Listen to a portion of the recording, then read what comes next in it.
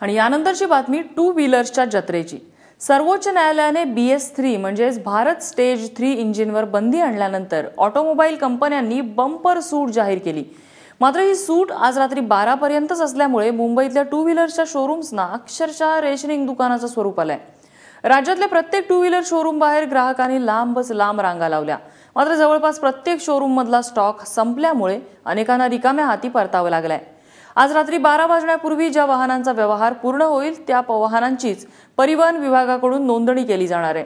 ग्राहकांना या संधीचा जास्तीत जास्त लाभ घेता यावा म्हणून रात्री 12 पर्यंत शोरूम सुरू ठेवण्याचा निर्णय ऑटोमोबाईल डीलर्स फेडरेशनने घेतलाय। काल संध्याकाळी अनाउन्समेंट केली टीव्हीला, त्या माध्यमातून लोक आपल्या शोरूम मध्ये आले, पण काय कुणाला ते असं भेटलंच नाही। म्हणजे जे डिस्काउंट दिलं होतं की 47 मध्ये तुम्हाला ऍक्टिवा गाडी भेटेल, पण असं काय डिस्काउंट नाही। मी 10 शोरूम काढले आणि सर्व ठिकाणी 2 होत्या विकल्या, 4 होत्या विकल्या, म्हणजे बाकी लोकांना भेटलंच नाही। तर आज एवढा जमाव झालेला आहे, गाड्या कोणाला विकल्या, कोणालाच नाही भेटल्या गाड्या।